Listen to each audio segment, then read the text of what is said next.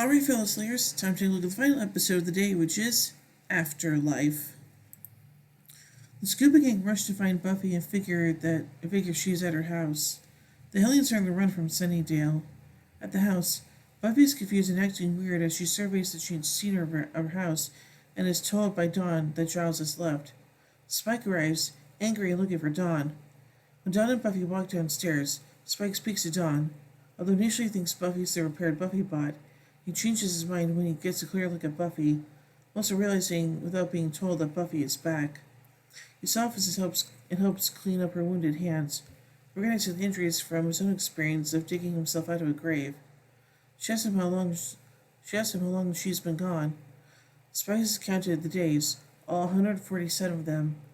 When the scuba gang arrives and immediately surround the Slayer, Spike slips out. Unable to stand all the concern, Buffy goes upstairs while Xander and Anya leave for food. Outside, the two find hurt Spike, who's mad that he wasn't told about the plan to resurrect Buffy, despite having helped the gang all summer.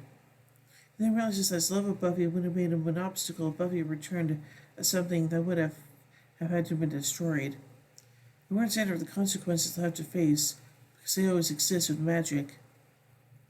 After notifying Giles of Buffy's return, Will and Tara go to bed and talk about the spell and changes in Buffy. In her room, Buffy looks at the pictures surrounding her, and they briefly turn to pictures of skulls. During the night, Will and Tara visited the room by Buffy, yells at them and hints at Willow killing the fawn. When the girls get up to investigate, Buffy's asleep in her room, and neither knows the source of the incident. A moving lump appears in the ceiling and motivates Willow to call Xander. In the background, while Xander talks, Anya enters the room with a knife and smoky eyes, slitting her cheek before collapsing as the lump travels across the floor. The gang gather the next day for brainstorming, but no one's sure what this thing is, and Buffy is still very closed off. At the magic box, Buffy still seems out of place and leaves to patrol alone. With Buffy gone, the demon has taken over Dawn, who shouts at her friends and breathes fire before collapsing. Buffy finds Spike at his crib and the two talk, rather awkwardly at first. Spike opens up to her, expressing his guilt for failing to save Dawn himself at the top of the tower, which forced her to jump. He explains that every day afterward, he replayed the events in his head and always managed to save her and Dawn, noting the only time he didn't do it was the only time it counted. The two then sit together in silence. Led on by Spike hinting that Willow knew her spell might do something bad, Xander questions whether either of the witches knew the dangers, but was quickly quieted. Willow reveals that this creature was created by the spell that brought Buffy back. The demon currently does not possess a body, which is why it has been possessing members of the gang. A reversal of the spell would cancel out the creation of the demon, but it can't be done without also reversing Buffy's resurrection. After Dawn freaks out about the concept of losing Buffy again, Will discovers that the demon can only survive if Buffy is killed. The demon, which has been housed in Xander's body while Willow shared this information, thanks to Will for the information and heads for the Slayer. Buffy is attacked by the formless demon, which she can't hurt, but she can be hurt by it. Will and Tara casts a solidification spell on the demon. Buffy kills the now solid demon with an axe. Normality is somewhat resumed as Dawn heads to school the next day and Buffy sees her off. Buffy visits her friends at the magic shop and tells them that she was in hell and she appreciates that they brought her back. Buffy goes outside behind the shop to be alone. We finds Spike hiding in a patch of shade. He tries to talk to her and offers to help her if there's any way he can. She misses him, although she wasn't initially sure. She knows that she wasn't in hell, but in heaven, and her friends pulled her out. Spike is speechless as she tells him that this reality is her hell. As Buffy leaves, she stresses that her friends can never know the truth. So now let's take a look at some continuity notes from this episode. When Spike sees Buffy's injured hands in this episode, he says that he knows how it feels to claw your way out of your coffin since he had done it himself. In the episode Lies My Parents Told Me, it's revealed that his mother did not know that he was dead, so she could not have had him buried, though. In the Angel episode Reunion, Angel states that Drusilla has a habit of burying newly made vampires, indicating she may have also buried Spike after she sired him.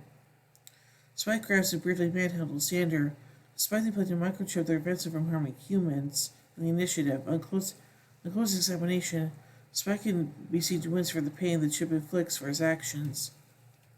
Other theories that the Scoobies could be hunted by a hitchhiker, a phenomenon similar to how Angel investigations was because Jasmine possessing Cordelia in the Angel episode Inside Out. Spike rides his motorcycle he took from the Hellions in Bargaining Part 2, unless he'd be riding it in empty places. Will expects Giles to return to Sunnydale in a couple of days, which happens in the next episode, Flooded. Willow tells Tara that Buffy told her Angel was like an animal when he came back from his hell dimension. This first time, Thermogenesis is mentioned by name. However, the consequences of it have been previously in Superstar when Jonathan did an augmentation spell and accidentally created a demon. Spike fights to Spike that she was in heaven and says her friends can never know about this. She'll be forced to reveal to them and once more with feeling. In the Angel episode Inside Out, Skip will mention Buffy coming back from heaven saying, "You don't come back for paradise. Well, Slayer once." So anyway, let's take a look at the production done for this episode. It had a production number 6ABB03. Now let's take a look at some broadcast notes. Afterlife had an audience of 3.7 million households upon its original airing.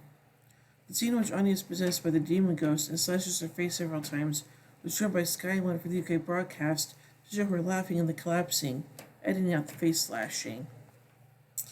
And now finally, let's take a look at a goof. During the top-down view of the table that a possessed Dawn sets fire to, the flamethrower used for the stunt can clearly be seen in the lower right-hand corner. Looks like someone said, that's interesting. But also, yeah, maybe we should put it somewhere where it can't be visible, so, yeah. So I think this episode is pretty good, and it's nice to see Buffy reuniting with her friends and their sisters, so, yeah.